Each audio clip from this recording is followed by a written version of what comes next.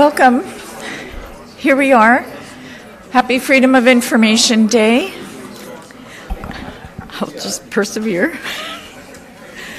Here we are for Freedom of Information Day. I'd like to welcome you to the Minnesota Coalition on Government Information's event. It's its major event of the year, where we celebrate John R. Finnegan Sr.'s efforts in freedom of information by awarding, presenting two awards. This year we have a Lifetime Achievement Award to Mr. Paul Hanna, and we also have the Finnegan Freedom of Information Award to Mr. Chris Saris of the Star Tribune. It's great. It's great. Terrific. Can I introduce myself? I'm Helen Burke. I'm on the board of MNCOGI, the Minnesota Coalition on Government Information. If I could just take a moment and name, and maybe you can wave, the other board members that are here. We have James Barnum. Oh, I got my Jim Barnum, Hal Davis, Pat Doyle, Nancy Herther, Board Chair Gary Hill, Jane Kirtley, Sharon Schmeichel, and James Shiffer, right here in front. We also have board members that are not here. I'm just going to read their names. John Borger, Bill Bushy. Oh, Matt Ailing is here. Where's Matt? Matt is right there. Pat Doyle. I think I did mention Pat. Don Gemberling is not with us. Nick Harper is also a board member, and Heidi Kittrosser. So with that, we also want to acknowledge our past Finnegan Award winner, Career Achievement Award, the Uptake. Mike McEntee is here, and they are live streaming the event for us. It's great. And now we are going to have Gary Hill present the Lifetime Achievement Award. Here we go.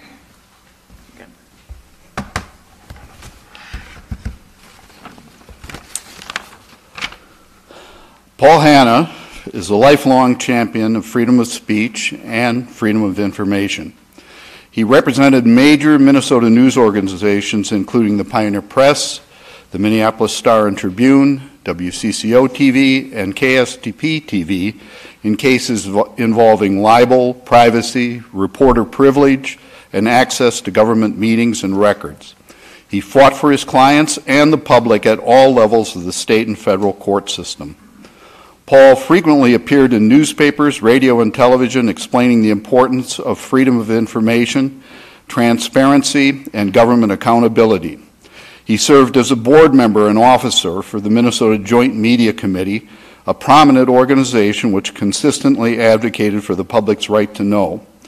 Paul also worked to put cameras in court to enhance public access and understanding of the courts while serving on the Minnesota State Bar Association's Media Committee. For almost 2 decades, he was recognized in First Amendment law as among the best lawyers in America. I worked on dozens of investigative stories with my fellow board member, Jim Barnum, and Paul Hanna during my years at KSTP TV. Paul always looked for ways to strengthen our stories, tighten up our language, master our facts, so we could bring the truth to our viewers. He was tough, but fair, and our work was better because of him. I'm proud to present the John R. Finnegan Freedom of Information Award for Lifetime Achievement to my friend, Paul Hanna.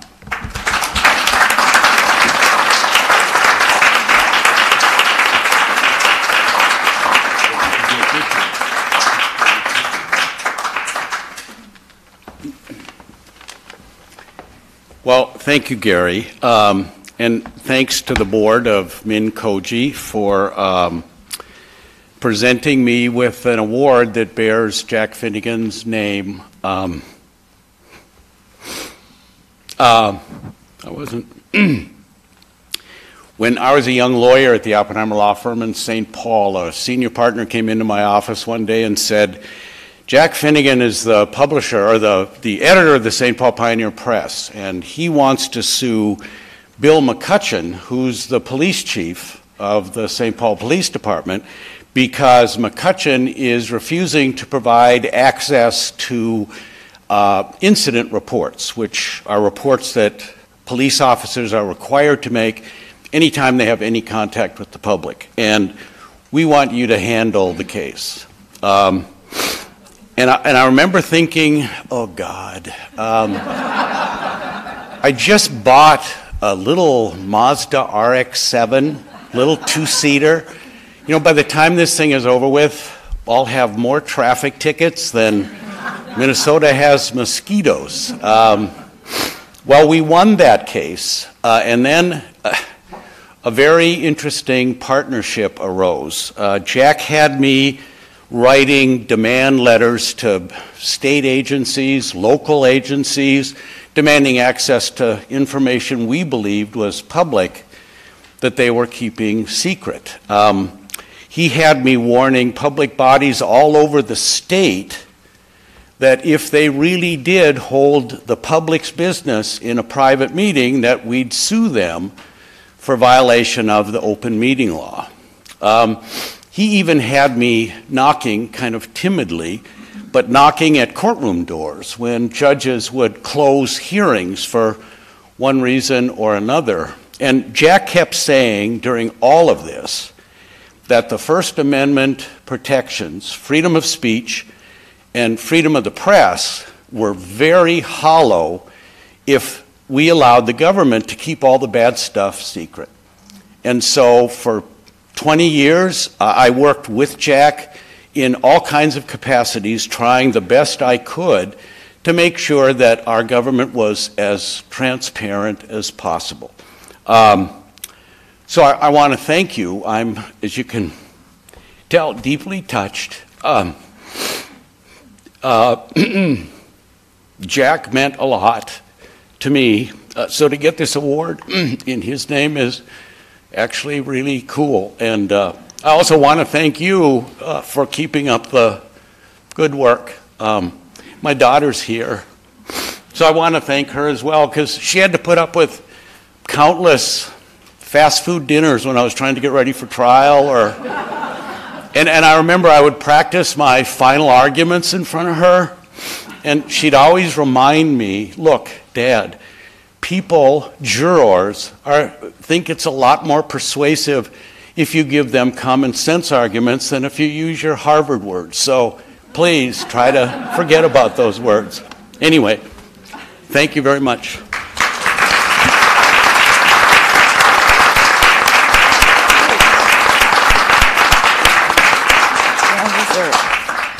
Well, without further ado, allow me to introduce MNCOGI board member and Star Tribune editor, James Shiffer, and the subject of his June 2017 profile, entitled One Woman's Fight to Expose Quality of Care Investigations in Minnesota, is Sheila Van Pelt.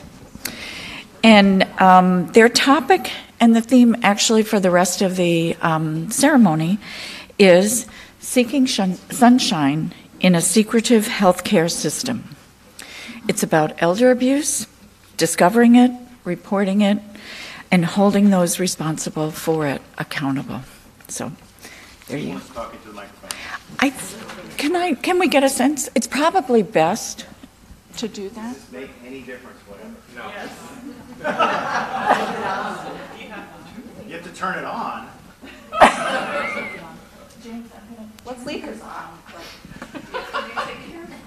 Have to use it carefully. Well, thank you. Now that's much better. Okay. Thank you, Sheila, for being willing to sit on the stage with me. I'm James Shiffer. I'm, in addition to MNCOGI board member, I'm also a editor at the Star Tribune. But some of you may know, last year the Star Tribune published a series of stories throughout the year called Secrecy Rules. And it was a great opportunity for me to take a lot of the issues that I had been sort of hearing about at MNCOGI and also learning about at the Star Tribune, and spend an entire year writing about the rise of government secrecy, not just in Minnesota, but nationally. How Sheila came into this picture was, I I was at the legislature in the fall of 2016 at a news conference, I believe, about secrecy in healthcare spending by the government. And you got in my face. And because my charge was not just writing about issues that can put people to sleep. I mean, it is a challenge. But that also to show how they affect real people. And once Sheila told me her story, I knew that I had a person who sort of could tell this story almost better than anybody else, certainly better than I could through my experiences in the press, because nobody really cares about the press being, having difficult time getting information. I mean, that's our job, right? And we do, for the most part, have fortunately, we have lawyers on staff, but for your average person who doesn't read the Data Practices Act for fun, like I do, it is a particular challenge. So, Sheila you live in Plymouth. Yes. And I imagine the Data Practices Act was not familiar to you prior to 2011. No. Maybe you can describe just how the issue of getting information out of the government came to be a central part of your life. Well, in 2012, I was looking to get information from a facility where my mother had the issues there. And it was the administrator who wouldn't let me buy medical records. And it's a right. And I started learning, by being at the Capitol a little bit more, that there's a statute, 144.292 subdivision, whatever, that says I'm allowed to purchase these records. But I still ran into the resistance by this person not wanting to give it to me.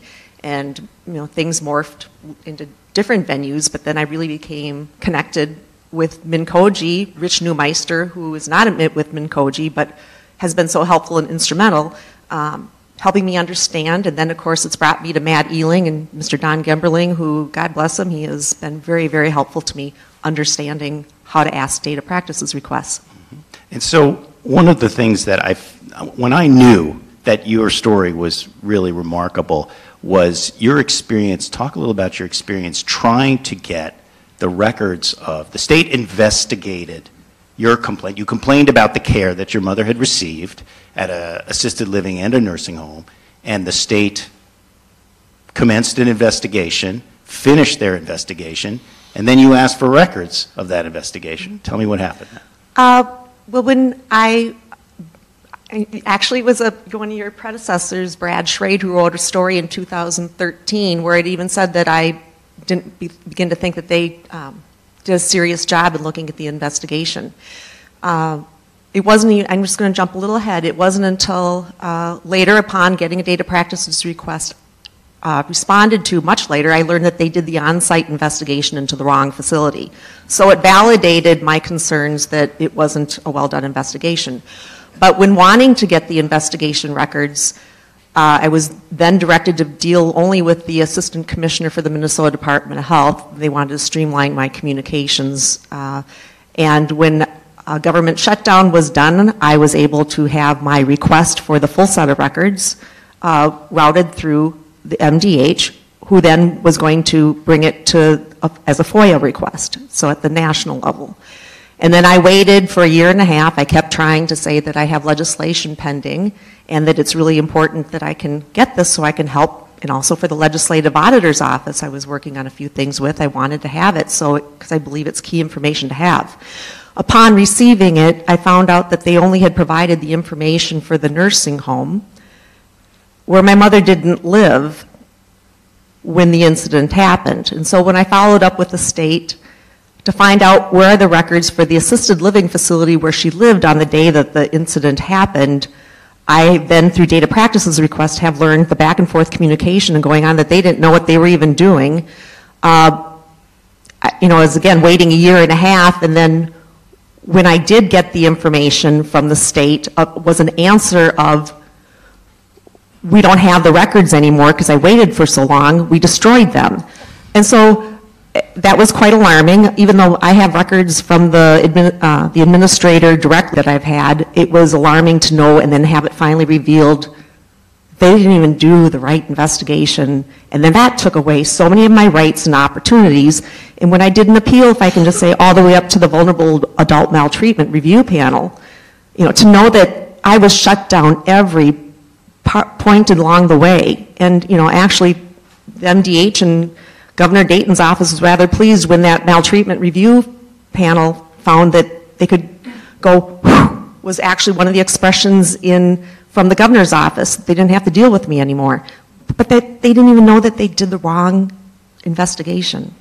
Yeah, there are many things that are kind of astonishing that I think are very common for people.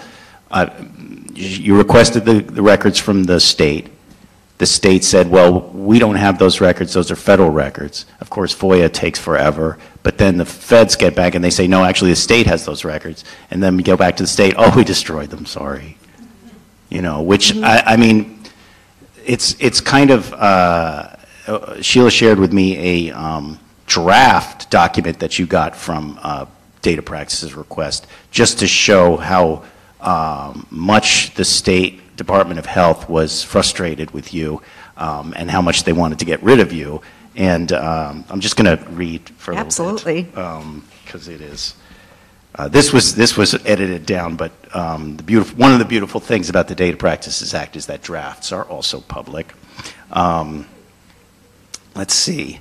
It credits you, the letter to, from Dan Pollock to Warren Limmer, Senator Limmer, credits you for having worked on improving the laws related to this issue, but it says, on the second matter, we have spent literally hundreds of staff hours and thousands of dollars in taxpayer resources attempting to resolve the hundreds of data requests by Ms. Van Pelt. I don't think you've made hundreds of data requests. In spite of our time and effort, nothing satisfies her. She continues to send 50 to 100-page emails to MDH staff approximately every 2 weeks. She calls MDH staff continuously to the point of harassment. She continuously demands meetings with me personally, even though I have offered her the opportunity to meet with other MDH leadership personnel on many occasions. So it sounded like they were considering getting a harassment restraining order against you. And what's remarkable about this, I think it is, fortunately they did not send this letter, actually. It was good that they didn't, because a lot of it was false. And to their credit, they didn't destroy it. They kept it. So, but I mean, I think we're seeing a lot of things in government these days that view data requests as harassment or abusive. I believe the city of Woodbury is now attempting to get restrictions on free access to inspect records because of abusive requests. And I know of someone who asked, well, give me a list of all the abusive requests that came into the city of Woodbury, and they were given a list of every data request. So basically, any request of data is considered abusive, an abuse of what government is supposed to do. And I see your experience as you're persistent, but you know, they've made things so difficult, you know, for themselves by their you know, refusal to comply with the law. Now, can you walk us through too? You also encountered just a real loophole in the law when it comes to access to records. You describe you made a complaint about the way the HMO handled your mother's care. And walk us through what you were told about when you wanted to find out what was going on with that investigation.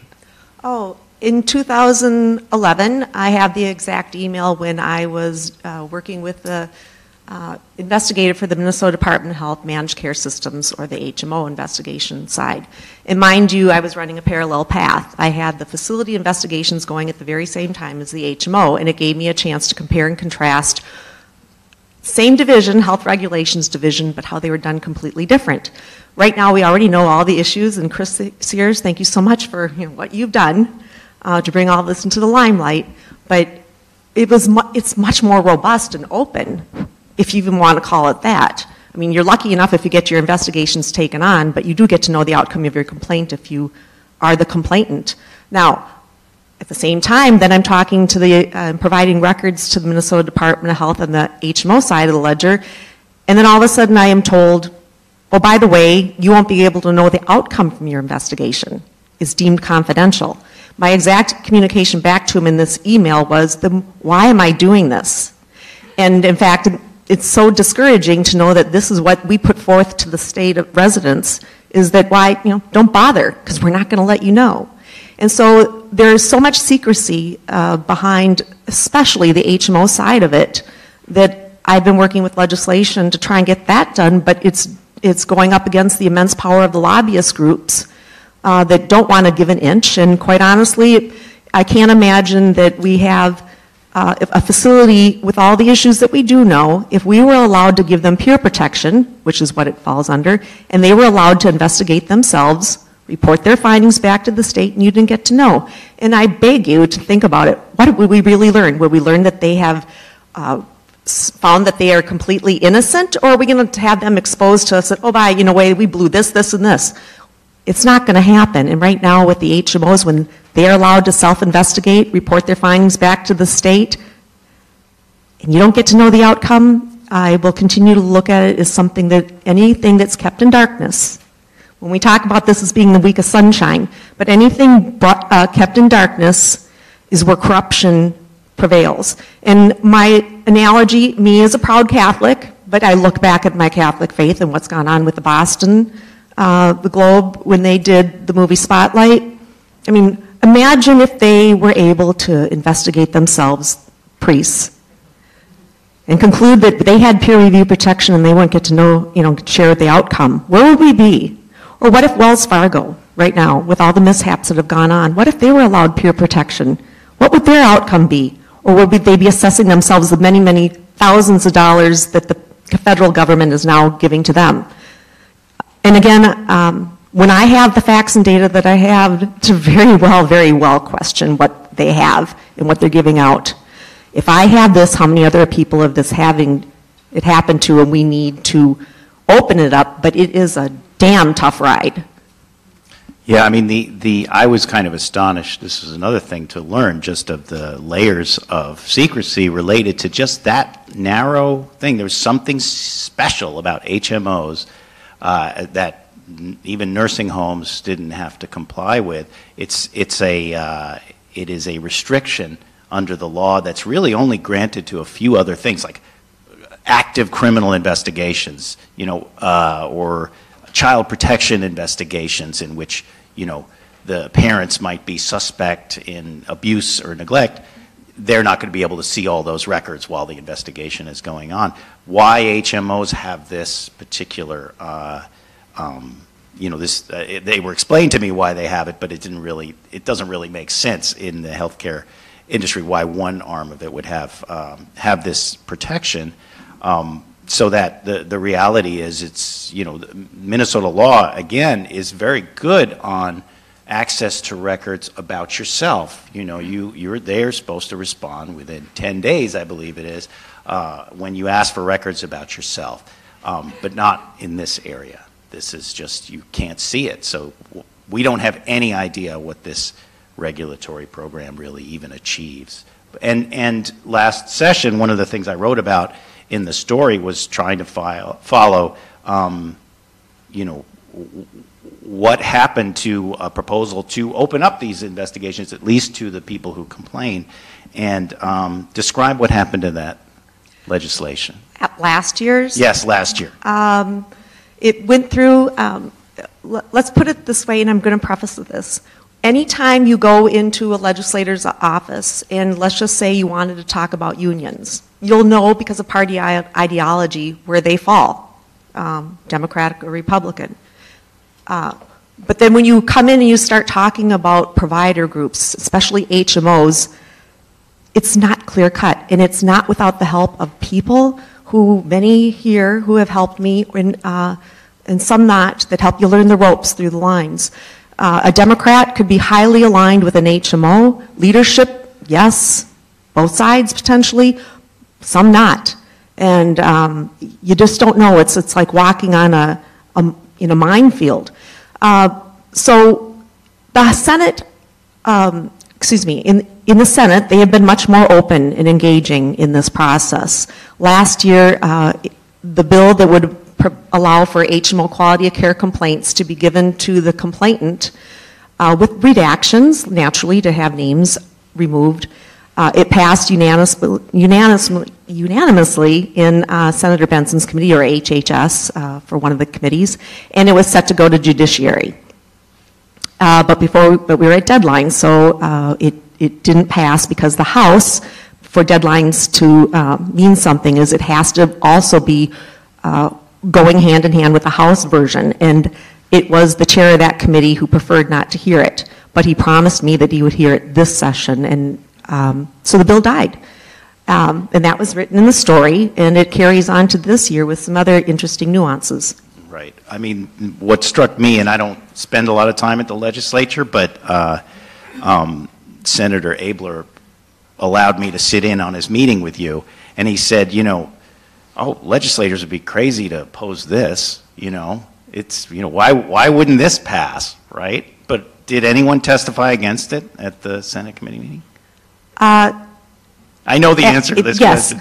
Yes. Right now, and in this year, it's gone forth into judiciary, and I had, just so you know, I attempted to meet with every member on a judiciary to discuss pros and cons, because I'm not going to give them just a sell job on why it's good, but I need to know why. And it's a peer review protection again, that they stick around with it, stay with it. Right. They want to talk amongst themselves. They don't want to have any names used, and they just don't want to have any of that privileged material to come out. But when wanting to meet with actually a number of legislators who I have learned were against it, they wouldn't open up their door to meet with me. And that came out in committee. And so when the testifying was going on, it was, of course, the group that is with the HMOs, I'm just forgetting right now. Someone can help me out. Their lobbying group. Their lobbying group. Right. But then it turns out the MMA had been providing information to the legislators and feeding questions to kind of oppose it. And it just, we laid it on the table to come up with some more language now that makes the MMA happier, the provider groups or the HMO industry happier. And so it is really, now we have an A3 amendment that is so closed and really doesn't even allow you to know the outcome outside of what they want to give you and how they would want to work and improve the system. But it doesn't tell you, well, what the heck happens if somebody was really hurt and it was their fault? I guarantee you right now with this forthcoming legislation that will remain closed and tight. And then there is nothing in the state that allows people for a state-run investigation, when you come to them in your time of need and say, hey, can you help me? Just like at the facility investigations, you're not going there because a burger was overcooked at the nursing home. There's been something drastic. Well, here, this is people's lives, and these are drastic things that have gone on. And to know that when you go to your state, they're actually in line with the HMOs in the provider groups, as it's been told to me through a legislator, that they don't approve of outcomes given to the complainant. And so I'm batting up against so many different obstacles, even knowing that the state doesn't want me to know or to you to know. And so it is an uphill battle, but my goodness, what a worthy battle it is, and it will continue to be something whittling upon in breaking down the barriers through the years so that the citizens of this state actually are honored and respected for what's inside of them and wanting to know just what happened. Yeah, I mean, one of the things that struck me through that process was that nothing was done in the open. I mean, you know, there was no testimony against it. As a matter of fact, the chair of the committee last year asked for a representative from the insurers. It's like, is the lobbyist in the room, can come testify to the bill? It's just silence. And I learned through the trade group that the reason the person wasn't in the room is they already knew the bill wasn't going anywhere. So they didn't even have to say anything. They'd already killed it behind the scenes. Now this is, I know this is the way things work, right? But I think we need to keep pointing out that it's not the way things are supposed to work, and pointing out that when it does happen, that our process, it's different kind of secrecy, but the legislature, as many of you know, is not covered by any public records law in Minnesota. It's one of only, I believe, 8 states that have no public records law, except for their long-distance telephone bills because of some ancient scandal. But I mean, the way it happens, and you know, Sheila has essentially made a full-time job of being a citizen lobbyist, unpaid, you know, dealing with chasing people down the stairs and outside of hearings and things, and being treated like there's something wrong with you, when that's what all paid lobbyists do and reporters do. But I guess when a regular person, anyone who would try to penetrate that sort of citadel, is viewed as kind of, you know, you don't have and nothing better to do, which I think is just really disturbing, because there's such a disincentive for regular people to be involved in the process. Can I add, I'll tell you, I want to add one thing. This is where really the crux of it is, and why they are running away from me. And that, where you highlighted in the story, that I went down the stairs chasing after Commissioner Ellinger with my tape recorder going, because I need to protect myself. This was after, I would note, he had sent an email to you saying, we are not going to talk to you or deal with you anymore. And why didn't he want to talk or deal with me anymore? They had made their Deputy Commissioner, Dan Pollock, and Assistant Commissioner Gil Acevedo available to talk with me. That's what he wanted to do instead of me meeting with him.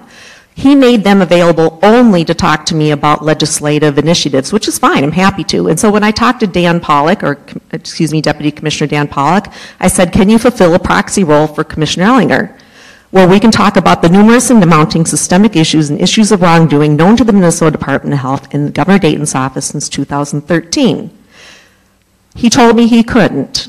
And then I said, therefore, the reason to meet with Commissioner Ellinger, or his saying to meet with you, is moot. It doesn't matter then, because I can't ask you the questions I want to ask him.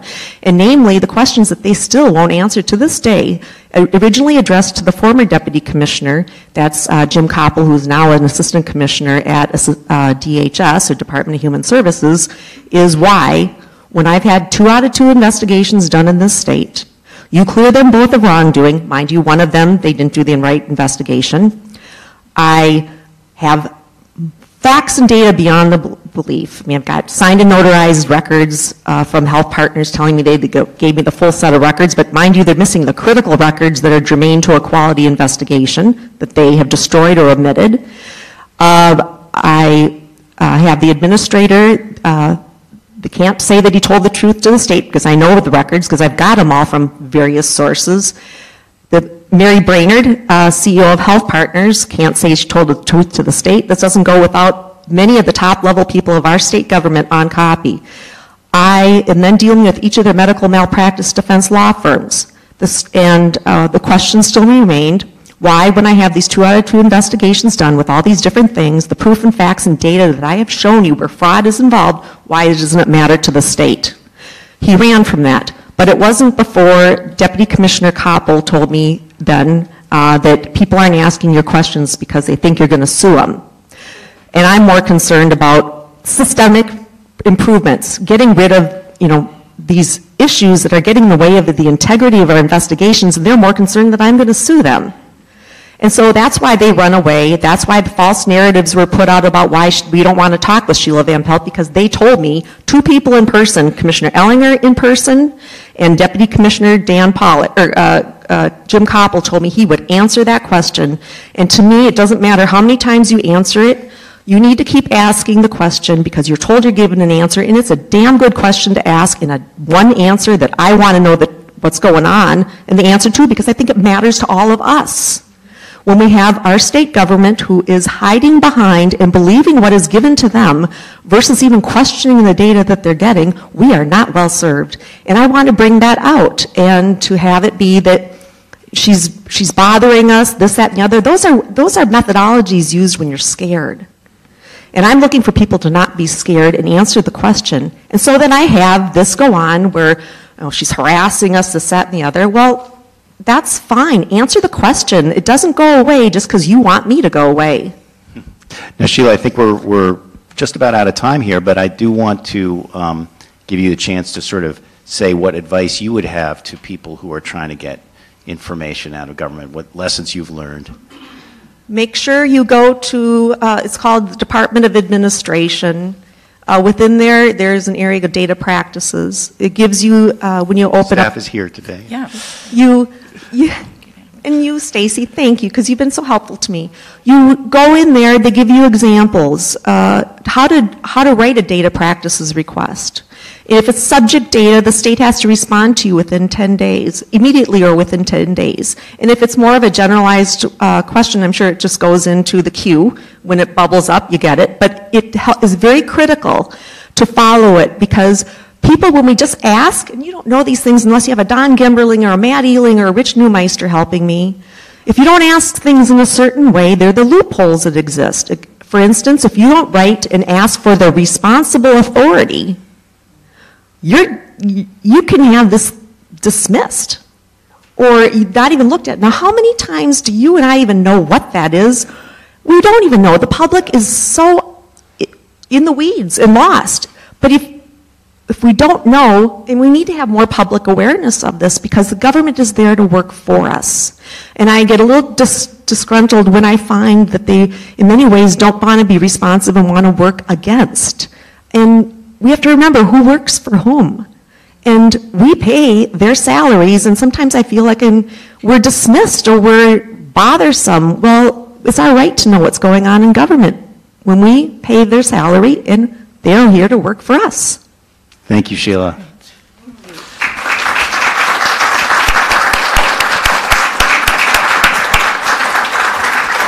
Great. Thanks, Sheila and James. That's wonderful information and wonderful story, perseverance. I do want to acknowledge the three names that Sheila just mentioned, Don Gimberling, Rich Newmeister, Matt Ealing. They are past Finnegan Award winners as well. I just want to point that out, that MNCOGI has recognized them with that Finnegan Award. I also want to take a moment. Sheila referred to them, but the Data Practices Office staff is here, and we really do appreciate their engagement and participation in this process. It's very much worth noting. Their presence here is really appreciated. And also, though he slipped in late, I'm going to draw your attention to Deshaun Drew, who is a former board member as well, but I have a feeling he knows Chris Cirrus. And if I could ask Chris to come up, we're going to present the Finnegan Freedom of Information Award to Chris, and ask Chris to make a few remarks. And then there'll also be an opportunity for questions and answers. Do you want a hand up? There'll be a chance for question and answers. We will have two microphones, two board members that will be in the audience ready to take your questions or hand you the mic as you can ask questions. So Chris, on behalf of the MNCOGI, we present you with the Finnegan Freedom of Information Award. Thank you very much. Congratulations.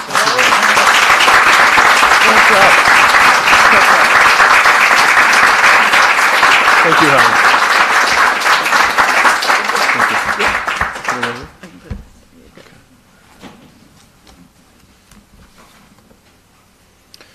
Well, thank you, Helen. That was a very generous introduction. I guess I'll just say that the only person who's more surprised than I am that I won an award is my daughter, who's here today. She knows the truth about me, and she watched in horror this morning. I missed the bus, and so I called Lyft, and she watched in horror as I got in the car that I thought was Lyft, and it turned out it was a stranger's car. So she said, "Dad, this is not Lyft. They have a little sticker on the car," and this person didn't know what I was doing. I was sitting in the back of a stranger's car, but that was this morning. That was a long time ago. She is skipping school, and I would also ask that nobody report that. I don't need to get in more trouble from the authorities. She's officially, she has a cold. But in all seriousness, I am deeply honored to share this event today with MNCOGI, this diverse group of civic-minded teachers, librarians, journalists, and others that continue to stand for a core principle, and that is that the enlargement of liberty is only possible through an informed electorate, and that an informed electorate is only possible if government data is open and accessible to everyone, and not just to a limited few in power. This is an enduring principle of any civil society. I would also like to thank the board of this organization and others in this room today who continue to be warriors for open and transparent government. Today I will talk about a series that I and a team of journalists working together produced for the Star Tribune about unchecked violence and criminal abuse in nursing homes and assisted living facilities across the state, whom we entrust to care for more than 80,000 of our most vulnerable citizens. Our mothers, our fathers, and our grandparents. The 5-part series was called Left to Suffer, and it chronicled how our state government, specifically the Minnesota Department of Health, has in multiple ways failed to uphold its responsibility under state law to protect thousands of seniors who are unable to protect themselves. We documented hundreds of cases in which serious allegations of criminal abuse, including physical and sexual assaults, were never even investigated by the state agency that was charged to protect our vulnerable adults. We set out to document these government failures, but we also set out to highlight how this unchecked violence and suffering can erode the quality of human life and dignity. I will start by saying that I think it's fitting today that I'm speaking in a library, and that MNCOGI's initial founders, as I learned yesterday, were librarians, as I learned from Helen Burke. I say that because a library is a depository of stories, and this series would never have happened were it not for the stories of individuals, including many people in this room today, who had the courage to tell their stories. And I'd like to take this moment just to ask members of Elder Voice, who I understand a number of them are here today, to stand up and give them applause.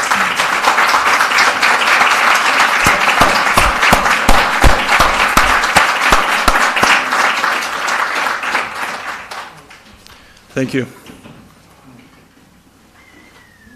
So just last night, several members of the MNCOGI board, including Helen Burke, asked me what got us started on this project. And I really had to think back. It's often difficult to pinpoint a single event or revelation that leads one to dig deeper into a particular topic.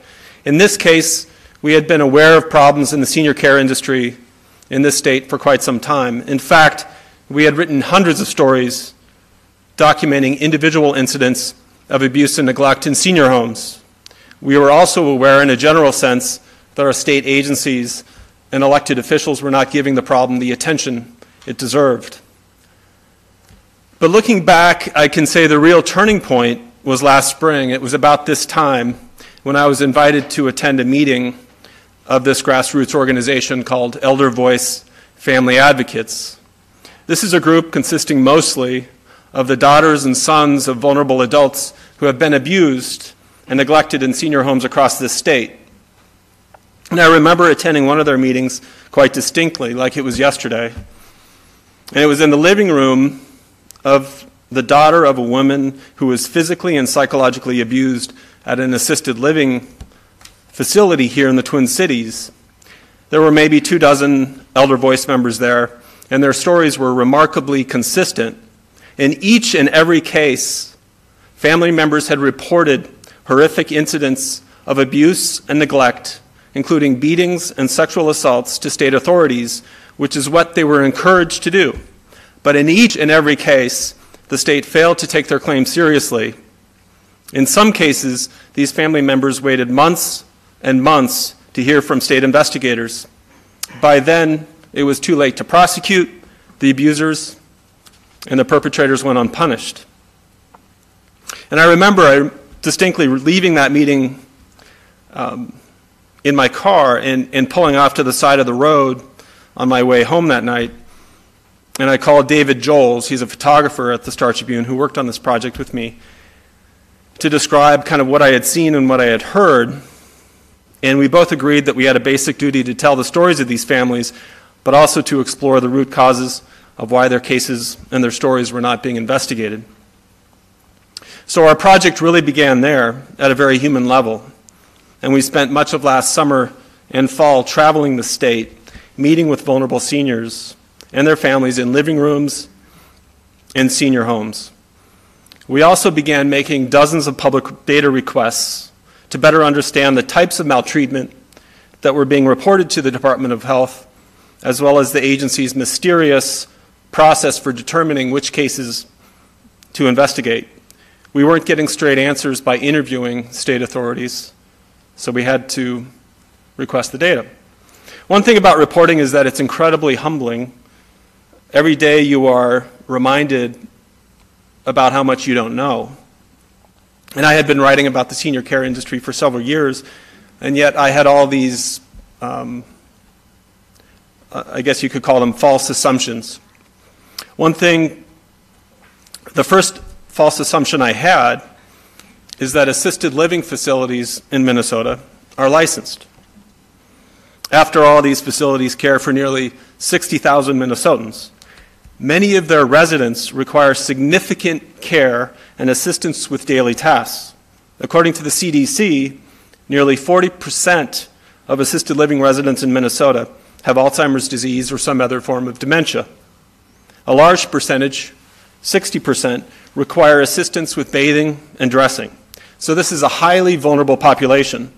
But these facilities aren't even licensed, which means they are not subject to regular inspections or basic standards of care. The other day, out of curiosity, I looked up the hundreds of industries in the state that are licensed, just for comparison. Did you know that dog kennels in the state are licensed? That tattoo artists are licensed? Hail crop adjusters, I'm not sure what they do, but they're licensed.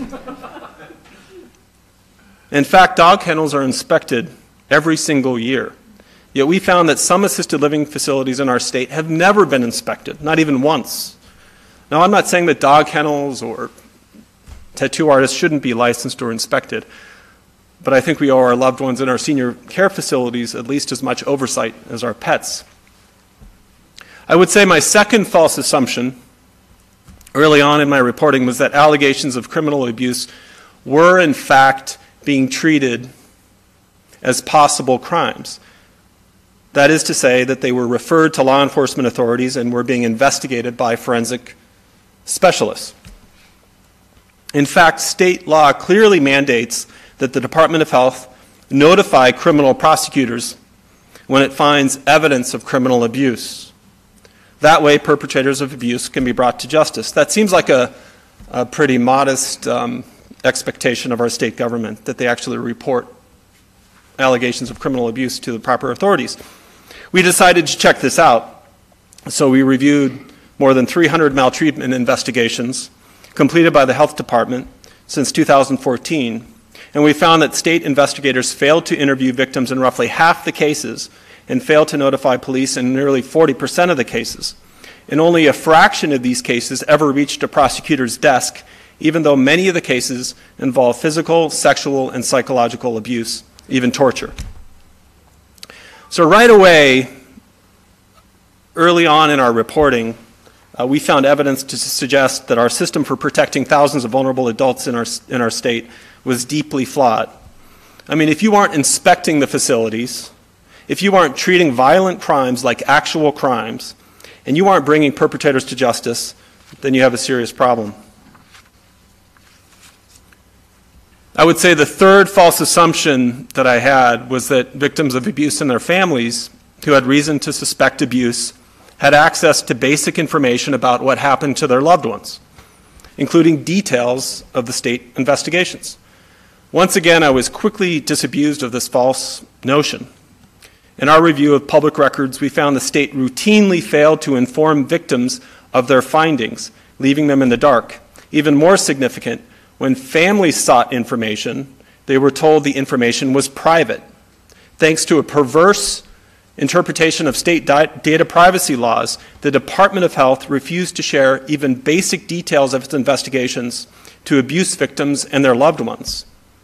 The situation had gotten so absurd that a family member, including some in this room, would report a case of abuse to a facility, say, I suspect my mother was assaulted, I have evidence, she has bruises.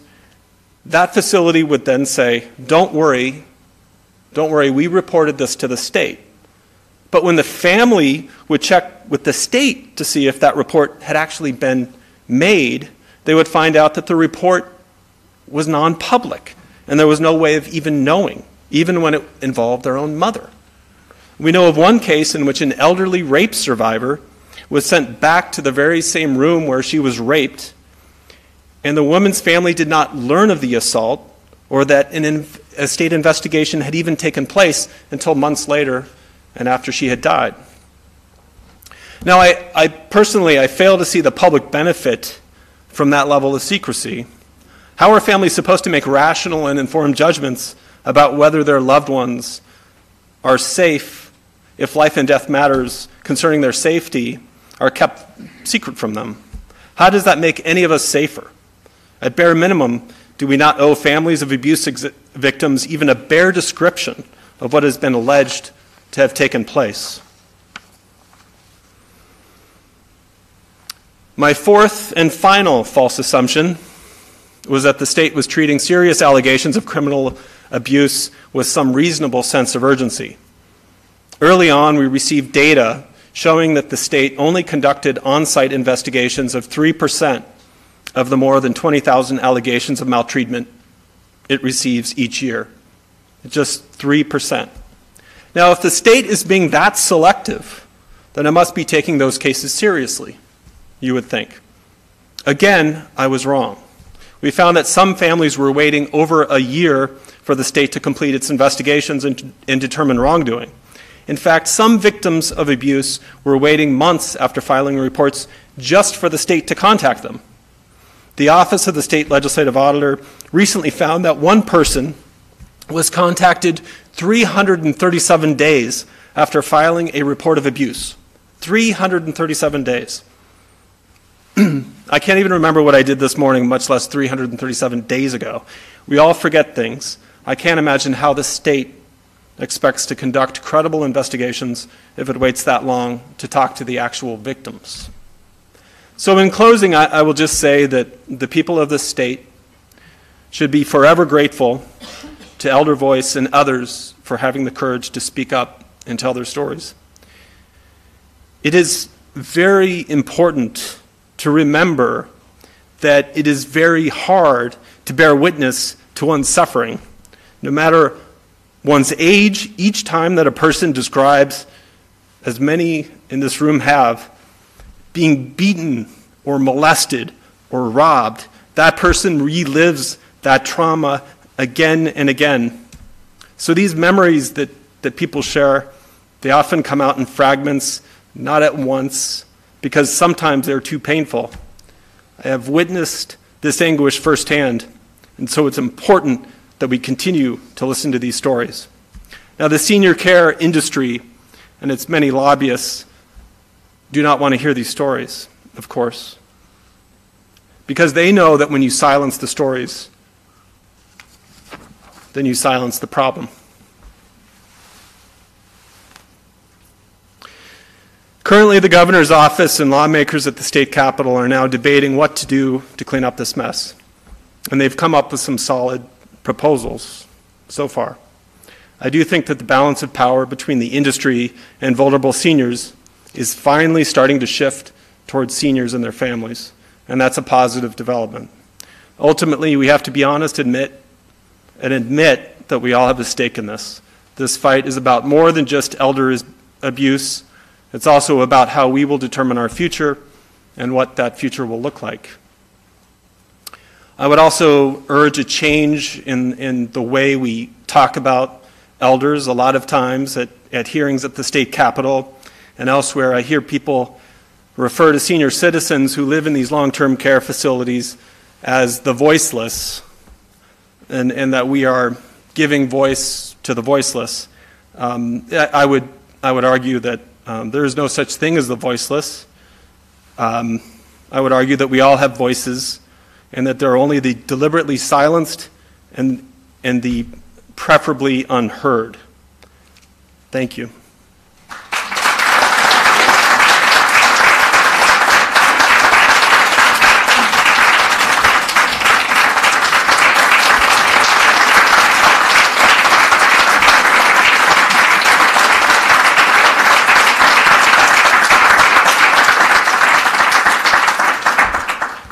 Thank you very much. Can we have some time to talk about questions? Yes, Jim. I have a question.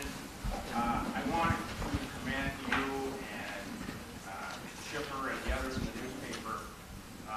I was especially curious how they came up with this format that I was so fascinated with, where it was above the fold, 5 days in a row, and we aren't stopping. Because I have never seen that in the Star Tribune before, and I just wanted to say, on behalf of all of us out here in this state, thank God they grabbed this. Well, thanks for the question. I think early on we debated about, what was the right format. I think that I actually wanted to do a series of stories that ran throughout the year and just kind of do a run-and-gun type thing because I thought the situation was too urgent to wait. I was overruled by the editors at the Star Tribune, and I think they made the right choice by packaging it together in kind of over a 5-day period and delivering a bigger whop and giving it a lot of real estate in our paper. It I think generated more interest than if it had been buried in our paper on a daily basis. So I think it was the right decision, but we did it precisely so that we could generate a bigger impact. It was a calculated decision. Any other? Chris, yes, G? I have a question. Oh, Steve, I'm sorry. Sort of a question that relates to the use of a very practical tool that is available in state law, data practices requests, and the tension that you must have felt between putting out dozens of requests with a law that doesn't have a firm numeric deadline for response. And yet, any of us who have worked in a newsroom know that you don't get an infinite amount of time to work on a project like this. And I'm wondering how you manage that tension between getting those requests back and not knowing when you would get those requests back and getting the series in print. Well, that's an excellent question. I mean, one of the issues we ran into early on was we really wanted to know what, for instance, the Department of Health's track record was, not just last year and the year before, but going back over a decade. And so we made a pretty big data practices request with the federal government, with the Centers for Medicare. And it took, I mean, we didn't get the pile of documents, it was about that high, until August, and that stressed me out, because we really wanted to know what their record was. And it showed that the problems that they had with triaging and abuse investigations dated back 10 years, 12 years. And so it was useful information, and it kind of helped us going forward. But it's interesting, one of the things that came up early on was, as I was making these requests to the Department of Health, and I think this is really unfair, but they told me, maybe you shouldn't be making these data requests, because when you do that, you're just getting in this long queue behind, Sheila Van Pelt, behind Elder Voice, mostly Sheila, and and so, you might just want to just send these requests to us, the public information officers, and we'll take care of it, and you won't have to get in that long queue. And I did that, and that was good to know. But I think it's fundamentally unfair that sort of I had some sort of extra information. I mean, ultimately, my grandmother should have the same access to information that I do, and in that case, they gave me this sort of ridiculous advantage. So I think that's unequitable. Pat? You referenced kind of a perverse legal rationale that the state gave for denying access the abuse reports Right. to the families, some kind of a twist on the law. What was that? Well, in state law, and I think maybe even some other folks here could speak directly to what statute it is, but in state law, it specifically said that that certain information concerning these investigations done by the Department of Health was non-public. Now, I thought they had an overly broad interpretation of what was non-public, and they could have easily shared many of these reports, at least in a redacted format, but they refused to even do that for these families. So just tell us what happened, you know, just something. But even that wasn't even offered.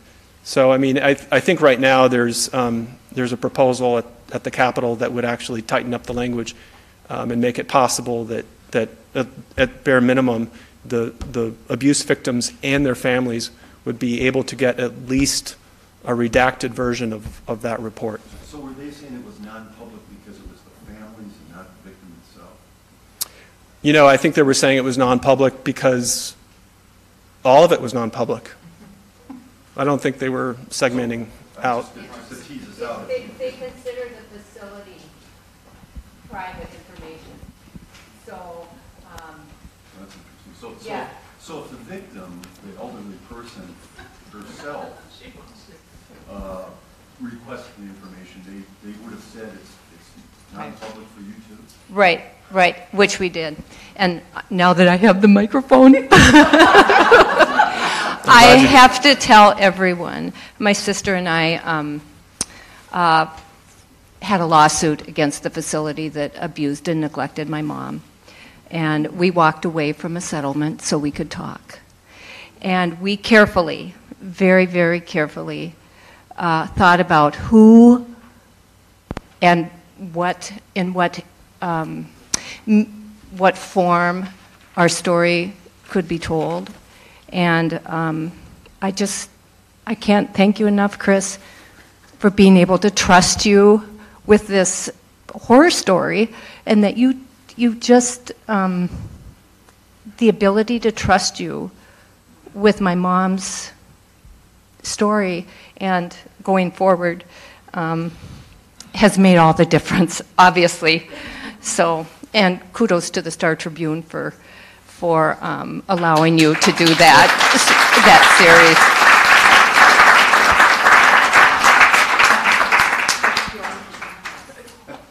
Jean and I tag team a lot, so we're used to doing this, but I just wanted to point out to everybody here that because of Chris's work, he has actually created such an opportunity to get change. And our organization is all about changing the laws. And we would not be here where we are today without that bright sunshine that you've brought to this issue. And without that, we would, so I'm eternally grateful to him. Also, the little side thing is that after his series, our membership tripled. So thank you for that. Sure.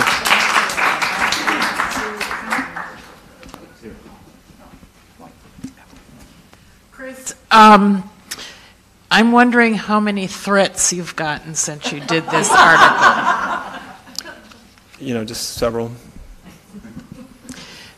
I noticed before, and I've been working on a memoir on guardianship fraud and abuse within the system, and the lawyers have threatened me with every conceivable kind of thing, so I can't even imagine what you're getting.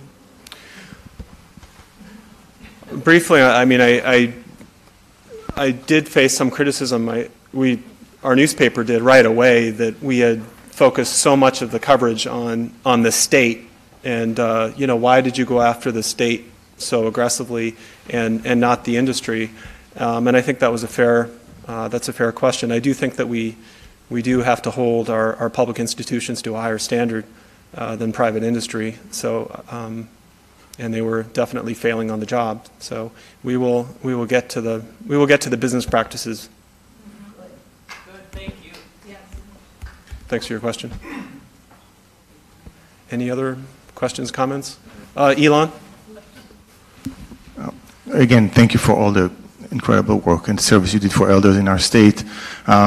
So that's a great segue to talk a little bit about the industry, because we had, as you know, multiple warning signs for over 20 years about assisted living across the nation, with government accounting a government accounting office reports and large-scale studies talking about the lack of policies and practices and abuse and neglect in assisted living, particularly in many states.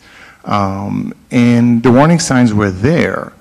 And I believe that the leaders of the long-term care industry knew it, because they are part of those trade associations nationally. I know that. So the fact that you said that you may consider looking more into the industry is encouraging, because this is a deep culture. And I hope that we can learn more about what was known and what action could have been taken to prevent this crisis. This is not a surprise. The industry leaders are saying, oh, the proliferation of settings, the demographics, everybody seems surprised. This is not a surprise. We knew it for 20 years. You know, a leading authority, Professor Catherine House, who did the first national study on assisted living, said this is a ticking time bomb in early 2000s.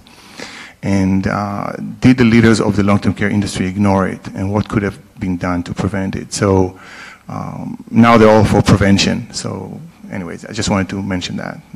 Your thoughts? Well, that's a great point. Elon is a gerontologist, one of the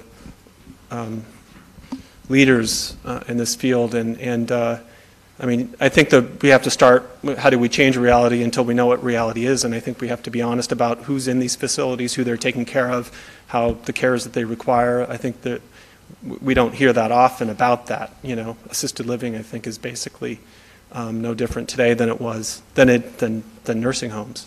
And the other thing I think we need to do is, I think we have a duty to figure out who owns these places. And I don't think we're doing enough investigative work, at least in the media, about who are these entities that own these places. We're starting to see, you know, private equity get more involved in senior care. And if anyone here knows about private equity, I'm not sure that's a positive trend. So that's a change. So I think we owe it. Again, this is about our future. This is you know, about my future. It's about your future. I think we owe it to each other to figure out, well, who owns these places? Who runs these places? Just an aside, I recently did a story about, you know, an assisted living in Coon Rapids, where they had hiked the rents by 30%, and people were really shocked by it. And a lot of the folks there, and this is not meant as a criticism, but they thought that they were, that the entity that ran that assisted living was a nonprofit. And, you know, as you walked in, there were all kinds of kind of Christian messages, and that was fine, but they had this impression that it was a nonprofit. And when I remember going to one of their meetings, and I handed out information about their ownership, and, you know, just that I printed out from the Secretary of State's office, and they were surprised to learn that this was a for-profit institution. You know, it sort of changed their perspective. You know, oh, well, they might be doing this because they want to make more money, you know. But I think we owe it to ourselves and to our family members to understand what are the motivations here. When is it a transaction, and when is it a relationship? Because those are two different things. Helen? I just want to acknowledge we're over time. This is totally an engaging story. I have a feeling you have a deadline, though. You have to leave. Oh, I do eventually, but yeah, that's fine. Okay. So we're happy to continue, but I just want to be respectful of anybody that was planning to leave, and just we're happy to continue. I actually had a question, or a comment or observation about the departure of Commissioner Ellinger. Right. I'd like to hear your thoughts on that. I mean, his resignation, I think it was in December. That was not something that we wanted. That's not something that we sought. You know, Dr. Ellinger was, you know, showed tremendous leadership at the Department of Health. He really expanded the discourse around public health. by talking about issues around health disparities. He was a real leader in the field. And so to see him go, I personally was disappointed. I didn't want to see that outcome. You know, I have nothing but great things to say about the new Health Department Commissioner, Jan Malcolm. But I was disappointed that when I saw that announcement that he resigned. Again, we weren't seeking to make anyone lose their job. But those things happen. I don't know if that answers your question. Yes, pretty much. He had a sterling reputation, so I was kind of surprised to see him get swept out in this when it seemed like it was tangential to his main responsibilities. Right. Well, I think what he forgot, that one of his core responsibility was regulatory oversight. And he was excellent on disease control. That was where his comfort was. But he lost his way in oversight. Don? Yeah.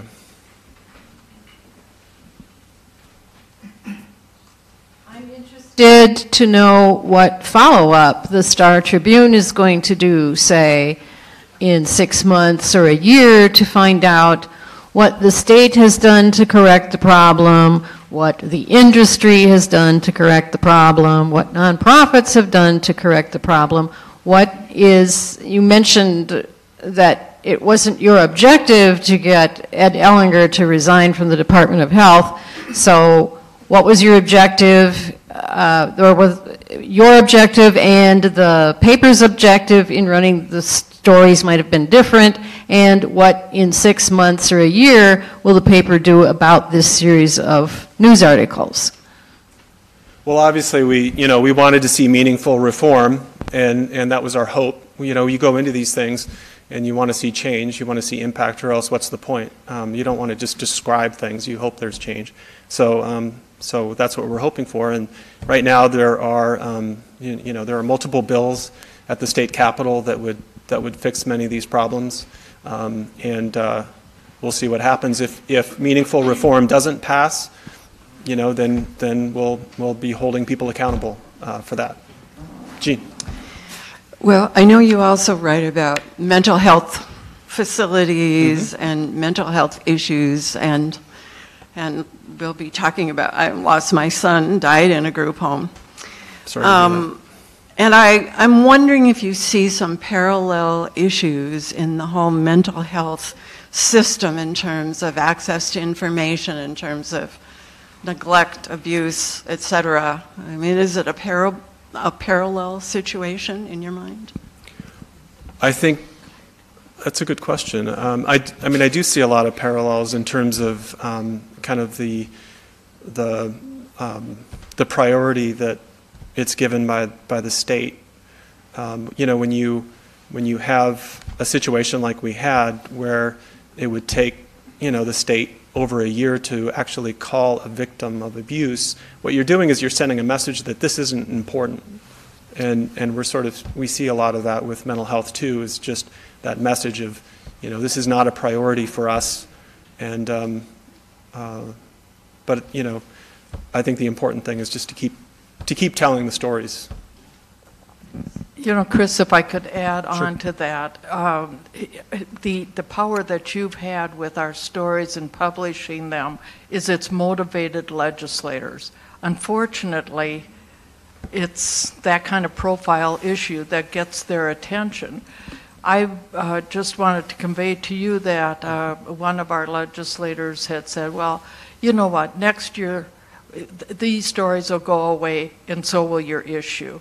And that's what we need to prevent from happening, because that's what they're hoping for. I don't want to say, but anyway. Well, no, I'm hearing the same thing. That there's an attitude. Well, let's phase this in. Let's make it a 2-3 year plan. But look, we could license these facilities right today. We could do it. You could change the state law. You could license them. You could figure out the measures and the standards later, but you could license them today. So you and I know, we all know that when lawmakers, when people at the state capitals say, you know, let's set up another task force, that delay really means never. And so I think the focus on getting it done now is crucially important. Any other thoughts and observations? Those good questions.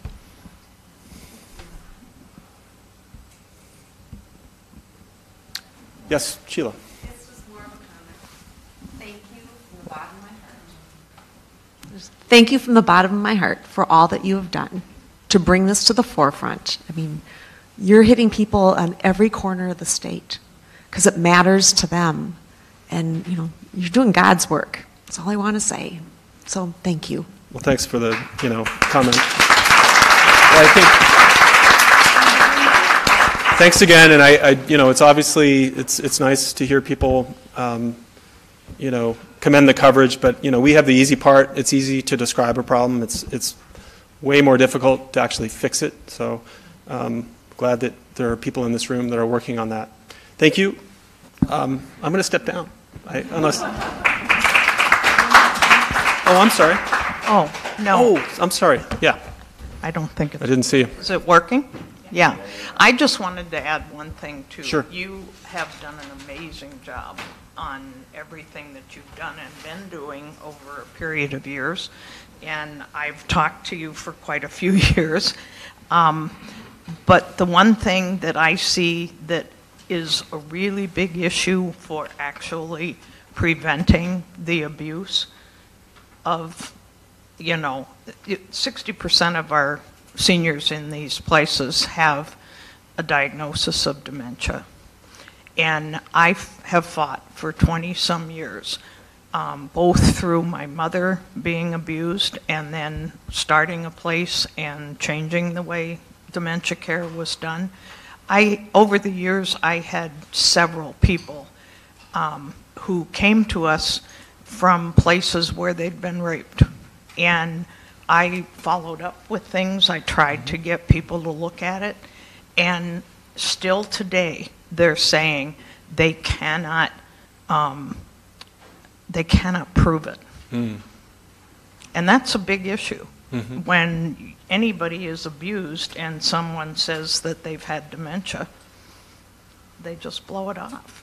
And right. I really would like to work with anybody that is willing to take a look at how you get people in the system to understand that these people are really still there.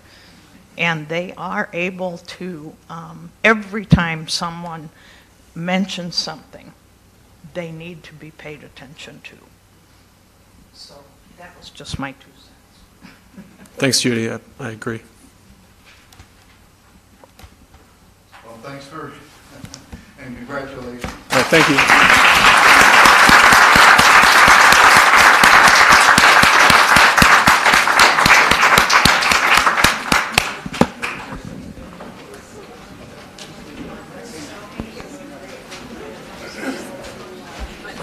Thank you for coming. Thank you for your interest. Happy Freedom of Information Day, and let the sun shine in. Thank you.